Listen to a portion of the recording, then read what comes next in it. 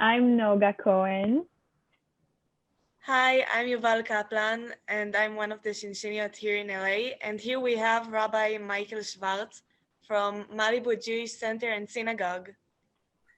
Hello to everyone. Hello, Noga. Hello, Yuval. It's a pleasure to be here. Thank you all Nice for to meet inviting me. you.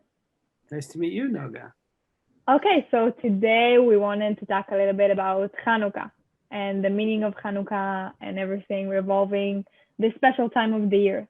So we thought of some questions we want to hear your answers to. Rabbi, Yuval, you should start. So, first of all, I was wondering what is the point of Hanukkah? Like, why do we bother even celebrate it after so many years? A great question, and a question we always ask, and you could ask about any Jewish holiday, really. Why go through all the fuss of making the special foods and lighting the candles and getting everything you need? And I think that the answer is really different for everyone, right? Um, we do it for lots of reasons. I mean, the number one reason is that you have to answer that question for yourself every year. Why bother? What are you going to get out of this holiday? On the one hand, I mean, there's the official things, which we can talk about, but then there's also the experience that you have. It's fun. It's time with your family. You're creating memories and enjoying memories. I mean, you love eating the sufganiyot and the smell of the levivot, the latkes in your house. And of course, here in the States, we get presents every night for Hanukkah. And there's the songs and the beauty of it and the glowing candles and just the feeling of that at home. So there's all that is part of the why bother. But then there's also the messages. It's also an educational tool. In fact, the word, as you all know in Hebrew, Chanukah, comes from the word chinuch, which means education. So we're supposed to get some sort of message out of this, or this holiday stands for something. We're supposed to get some message. Mm-hmm. Um, I really think also we maybe are supposed to give some message to the world with this holiday as well. I mean, certainly here in the States, in Hanukkah, it's a great holiday, but Hanukkah is sort of minor compared to some of the other holidays. Here in the States, most American Jews, they're most aware of Hanukkah, maybe more than any other holiday, and it's widely celebrated. And most Americans who are not Jewish know about Hanukkah more than anything else because it's so close to Christmas. So Yeah. why bother? We have to do it because it's ours, and Mm-hmm. we have to maintain it. And especially when it's so high profile, we want to make sure that this holiday is observed. So there's lots of You reasons why to bother. Yeah, you were talking about Hanukkah's message, and what is the Hanukkah message? Because I know that in Israel, people mostly talk about the Hashmonaim winning the Greeks and like pride and power and independence. And is that what you guys are talking about during those times? Is this something you talk about in the US also? Yeah, I think so. I think just in the same way as why bother, there's a lot of reasons. I think what are the messages? There are many different messages. So one of them certainly is, this victory of the weak over the strong and the small over the large, which, we were the underdogs Yeah. fighting the Seleucid Greeks, right? And we won. And we've always been sort of the underdog, right? I mean, Yes. we're a country really we're still a nation, but we've had our country three different times. We've come back from being defeated and regained our independence, something that no one else in history has done even once. And here we've done it three times.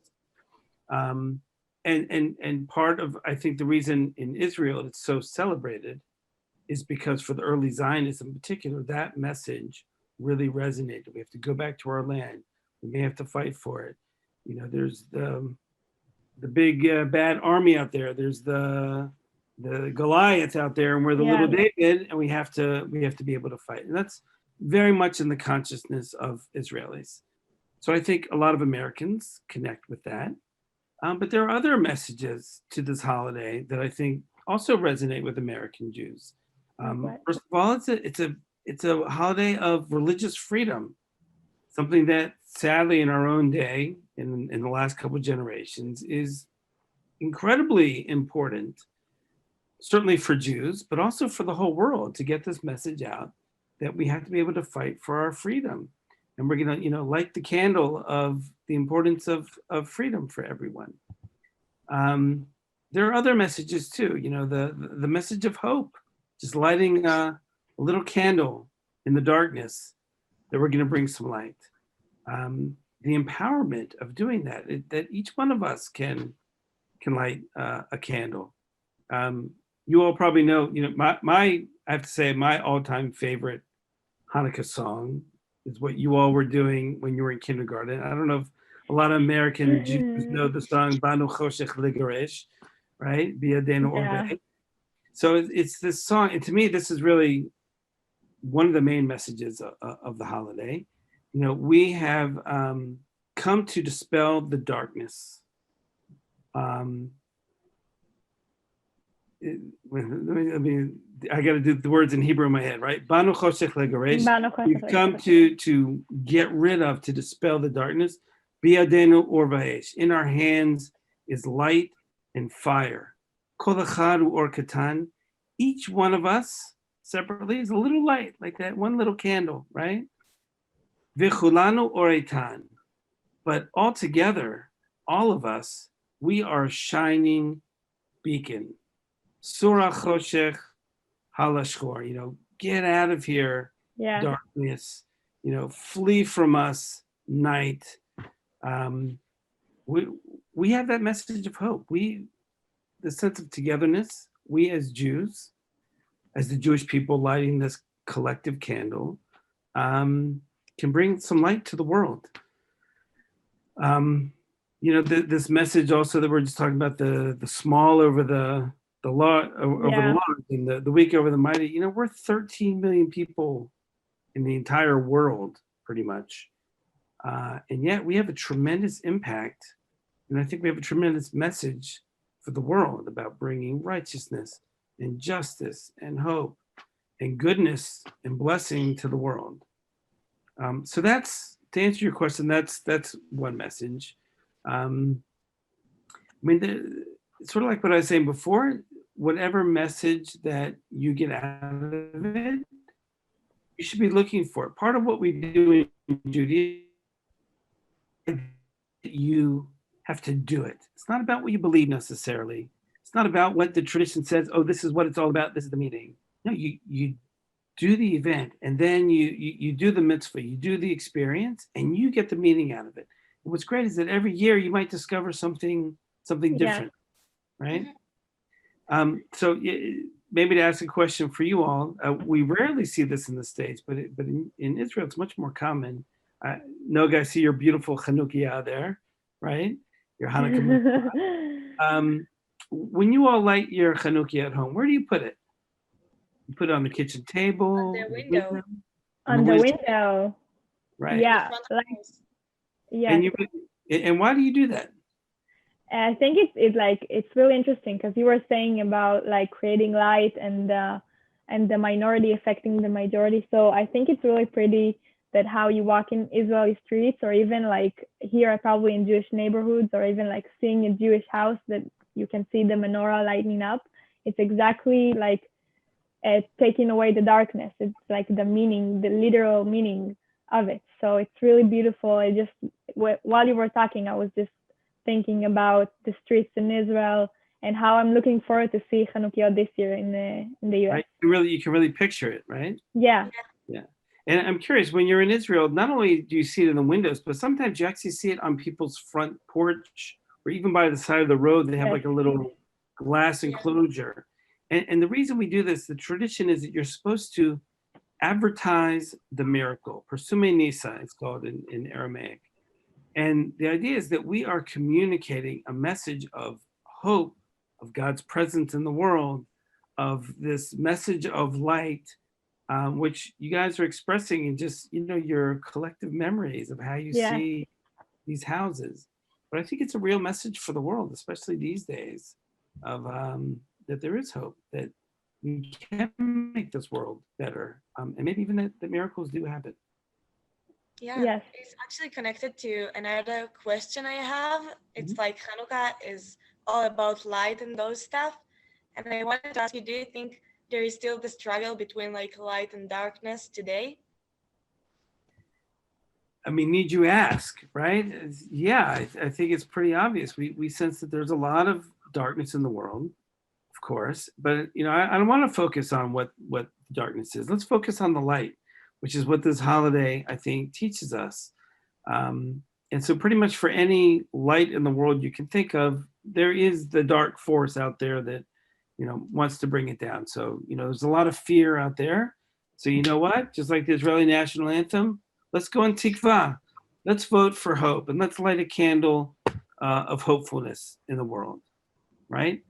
You got 8 nights this year. What are the little lights that you all want to bring into the world? Not just the collective Jewish people, but I think all of you and everyone at home can think of, individually, why am I lighting this candle this night? What little bit of light do I want to bring into the world? Whether it's, hope one night, whether it's kindness another night, because that's also light in the world. We need more of that.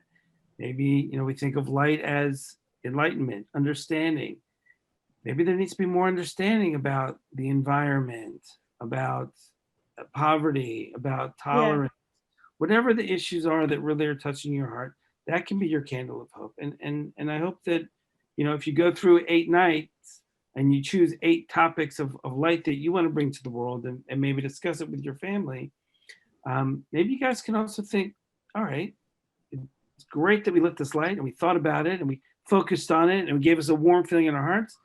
What am I going to go out now and actually do? Exactly. Bring that light around to happen in our world. Yeah.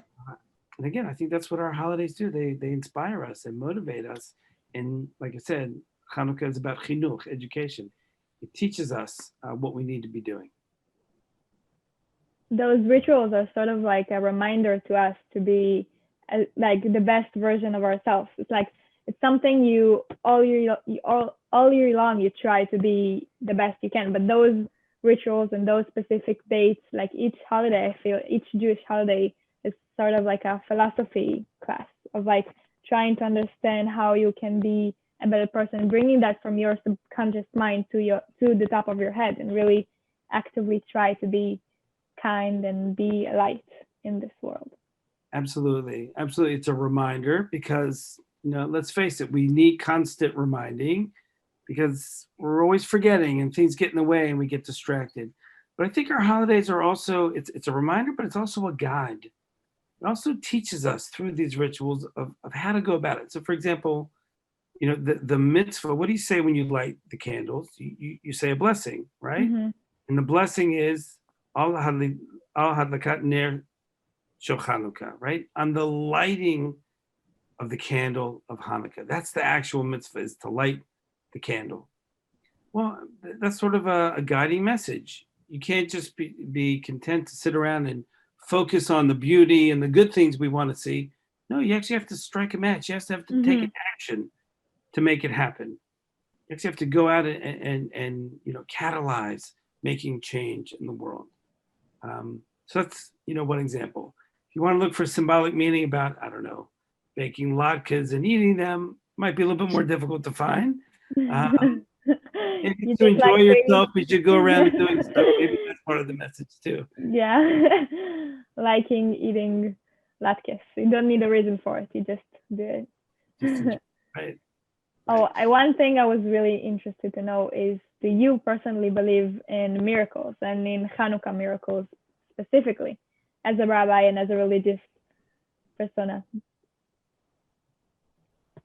Well, that's a tough question, right? So I think our tradition struggles with this, right? So one explanation of miracles that our tradition says is that, how could these happen? God set up such a wonderful world with all these laws and the whole thing functions and works. How could God then, sort of upend them by changing the rules around to create a miracle? And so one of the explanations in the tradition is that actually God created all the miracles on the 6th day of creation, right before the first Shabbat, right at the end of creation. So they were all built in to the natural world. So you would say these particular olives were planted in the pattern of creation that they would be able to burn for 8 days. Yeah. When the time came, right? Yeah. Maybe that's an explanation. I don't know if you really need to bend over to, so far to explain it away. There could be and secondly, about Hanukkah miracle particularly, the first we hear about it is about 300 years or so after, in the Talmud, after the actual event happened. So we don't really know if this happened or not, but it's a great story, and I think it's a great message. But another way that you might want to think about it is something that happened with my son just about 2 weeks ago. He was eating an apple and he swallowed his tooth. He's 8 years old now, so he sort of knows there's not really a tooth fairy. Spoiler alert for anyone who Oh no. And he was upset, right? But he also knows that it's sort of us. So he sort of went through the motions of, I don't know, he cut out he drew a little picture of a tooth and put it under his pillow. So the tooth fairy would come. Yeah. And, he sort of was winking at us, knowing that it was us. And he said, David, does it really matter whether or not there's a tooth fairy? The fact that it's your mother or your father putting a little gift under your pillow, does that make it any less of a tooth fairy? So, to get back to miracles, right? Whether it actually happened or not, the idea of it happening and the fact that we can imagine it happening and the fact that we celebrate it with this beautiful holiday, does that make it any less of a miracle? Whether it actually happened or not? Yeah, I agree. I totally agree. This is a very interesting thing you were saying. And one last thing I wanna know is what is your favorite Hanukkah memory of all time? My favorite Hanukkah memory? Whoa, that's a great question. Well, I'll tell you what springs to mind. This was maybe 10 years ago. We had friends, we were living in Israel, and we had friends come to visit us from overseas. And it was Hanukkah, we're celebrating, and because they were visiting, they really wanted to go to Eilat because it was kind of cold and they wanted warm. So we went to Eilat and we get down there and, in the packing and we didn't take our hannukah. I don't know if we didn't have space or we had candles, and we went out to the beach. We sort of dug a little hole. We found beautiful stones and we made a hannukah out of stones. Wow. And we burned the bottom of the candle so that they would stand up. Yeah. And we dug the hole and put sand around so the wind wouldn't blow them out. And we lit our hannukah there on the beach. And it was just really beautiful seeing the glow with this hannukah that we created on the spot. And it was like, the most beautiful hannukah we ever made. And I say that every year because now every year we try and make a hannukah every year because of that experience of creating something. So every year we're looking for bits of wood or stones or whatever to make. This might be a great year for everyone to do that at home. Because you're at home and you want to make this year a little bit extraordinary because we're sort of trapped in our houses a little bit. I agree. This is a beautiful story. Well, thank you for talking to us and explaining us and answering our questions. You had some beautiful questions. And yes, it was great. You're very welcome. Thank you so much. I wish you both a very happy Hanukkah. You too.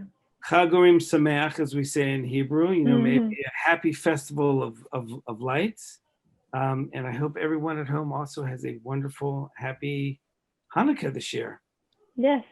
Happy Hanukkah, everybody. Happy Hanukkah, guys. Bye-bye. Bye-bye. Bye.